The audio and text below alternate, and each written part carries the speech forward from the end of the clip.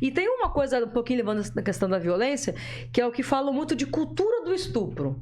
Que é uma coisa que eu nunca engoli, ainda com os dois pés na costela também de novo. Já até sei, e é terrível mesmo. Porque, gente, se a gente vivesse numa cultura do estupro, o estuprador não seria violentado na cadeia. Não, e o terrível é que a gente ainda tem a capacidade de analisar o estuprador como sendo uma vítima, né? A cultura do estupro, ela traz um pouco disso pra nós. Aquela ideia de, tipo assim, eu fui assaltado. Pô, mas você tava 10 horas na rua? 10 horas da noite? Começa a culpar a vítima, né? Exatamente. Você começa a olhar o estuprador como uma possível vítima. Tipo assim, pô, você tá lá no horário de trabalho do cara, ele te roubou mesmo. É o horário que ele sai pra roubar. Né? E aí você começa a olhar pra uma menina que foi estuprada e olha assim, pô, mas olha como você tava se vestindo. É um absurdo. A cultura é como se você justificasse. Certa vez eu tava numa pizzaria, acho que é importante contar isso, eu quero a opinião de vocês sobre isso. A gente tava, depois do college, né? Eu estudei a minha vida inteira fora. Então, tinha lá uma equatoriana, aqui, América Central, tinha uma do Islã, uma menina que a primeira vez que ela revelou o cabelo dela foi em outro país, onde a gente morava, um inglês, né? E por aí vai, algumas galera de outras etnias, um indiano também. E a gente surgiu a pergunta, qual que é o seu maior medo? Né? E a gente começou, né? Nós brasileiros, nós somos mimados, galera. Então, meu maior medo é de ser assaltado, é de ser roubado, beleza, né? Alguns falaram uma coisinha ou outra do seu maior medo. Queria que cada um que estivesse aqui em casa também refletisse qual que é o seu maior medo. Até que chegou na equatoriana. E ela olhou pra gente e falou assim, cara, meu maior medo é de ser estuprada. Beleza, isso é um medo legítimo e real. Mas a gente perguntou por quê? Porque ficou pesado o clima, né? Ela falou assim, porque no meu país eu tenho que me vestir como um homenzinho. Se eu saio na rua e eu não tiver de calça, boné e uma jaqueta pra me cobrir, já é o suficiente pra um cara me abordar, me levar pra um beco e me estuprar. Isso, e quando ela falou isso, né? Pesadíssimo, né? E eu trago isso por conta dos nossos medos, né? E uma menina que né, usou um shortinho a primeira vez em Londres, na Inglaterra, sabe? Que ela se sentia livre e tal. Segura. E cresceu com a ideia de que se ela usasse algo assim, ela tava dando o direito da pessoa, sabe? Ela era culpada por sofrer um ato violento. E não a pessoa que fez o ato. Não a pessoa que é um doente mental. Né? E isso é triste. Como que é isso aqui? Né? Vocês que cresceram aqui no Brasil, como é que o medo de ser estuprado, ser violentada, de casar e o marido bater, é algo que incomoda a vida inteira? Que você passa a vida pensando nisso? Eu sei que é um medo, eu sei que é legítimo, mas eu quero dizer se é aquela coisa, preocupação, meu Deus, tô casando com esse cara, será que ele vai me bater? Tipo assim...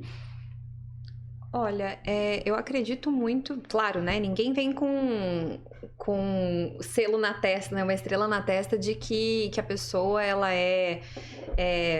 sei lá, 100% idônea, digamos assim. Tá, sim. Mas tem alguns sinais, né? Até eu sou enfermeira, trabalhei um tempo como enfermeira do trabalho e eu tenho uma história bem interessante sobre isso, que nós promovemos uma primeira vez uma palestra com uma psicóloga que até ela atuava no CRAS, que é a parte de serviço social para as mulheres, CRAS e CRAM, e fiz primeiro, né, essa ação no Dia das Mulheres e depois eu falei assim, pera, não tem que fazer essa ação para as mulheres, eu tenho que fazer para os homens que são os agressores, né? Trabalhava numa indústria. Okay. Então, depois nós fizemos uma ação para todo o time da empresa, né? Não só para as mulheres. E ela trouxe alguns dados que, por exemplo, e aí vocês podem até olhar com um olhar de pesquisa, digamos assim, os próximos feminicídios que vocês ouvirem e tudo mais, geralmente são paixões muito avassaladoras. O homem que ele tem, a pessoa que ela tem uma tendência a ser um agressor, geralmente é aquela pessoa que ele dá muita flor, ele dá muito presente, ele é muito apaixonado, ele quer casar muito rápido, porque se ele ficar muito tempo ali, ninguém consegue se esconder durante tanto tempo. Então, são aquelas paixões muito avassaladoras. Ele me ama, já foi em casa, já me pediu em namoro, depois em casamento, em 6 meses casou. E ele tem um outro perfil que é ir afastando as pessoas.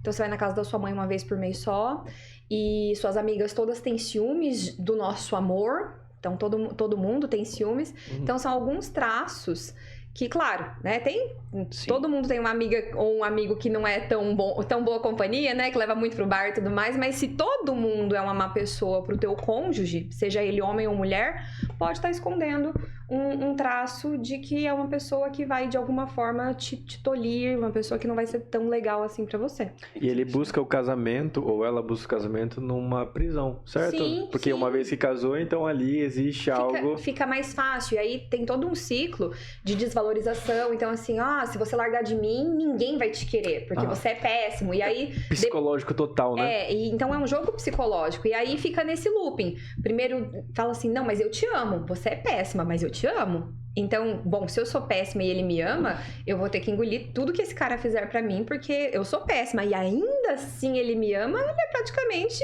o Senhor Jesus, né? Que é alma boa de me amar. Então, é um ciclo. Nossa, bem, você vê, é bem interessante complicado. essa percepção, né? Você ter essas informações faz toda a diferença. E você falou de uma forma tão prática que eu acho que todo mundo tá assistindo consegue nesse momento parar e analisar, né? Olhar e falar, E cara... é gradativo sempre. A violência, Exatamente. ela começa com pequenas coisas e vai se tornando cada vez mais grave. E aí, fazendo um link com o que a Thaís comentou agora, que foi muito importante pra gente ter esse contexto da violência, o quanto é importante as mulheres desenvolvam a autonomia, né? certeza. E aí, vamos entrar um pouquinho na parte do empoderamento, né? Eu acho que a maior balela é dizer assim, eu vou empoderar as mulheres, porque ninguém pode empoderar ninguém, gente. Ufa, O poder eu achei que você ia tá falar o dentro contrário. de você. Ufa!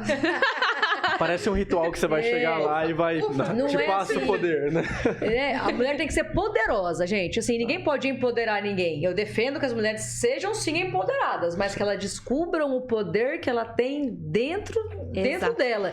Porque ninguém pode empoderar ninguém. A gente pode inspirar outras mulheres para que elas descubram o seu poder e viva ele todos os dias. Agora, dizer que eu vou empoderar fulano, beltrano, isso é a maior balela que a gente vê nos dias de hoje. Mas o empoderar, aí eu tenho uma dúvida. Quando você fala em empoderar uma mulher, que daí ela se sentir poderosa de fato, Sim. mas não se sentir acima, certo? Exato. Porque isso é muito fácil de confundir, sabe? Porque quando fala assim empoderar, se sentir acima, dá a impressão, e eu não tô defendendo que tem que ser diferente, ou que o homem tem que estar acima, mas uma sensação de que, bom, tomamos decisões iguais, ganhamos de forma igual, certo? Exato. Não aquela ideia de tipo assim, bom, agora eu mando em você, né? Agora quem vai apanhar aqui é você. Na verdade, o movimento feminista prega isso. É aí que tá. Essa é a diferença, né?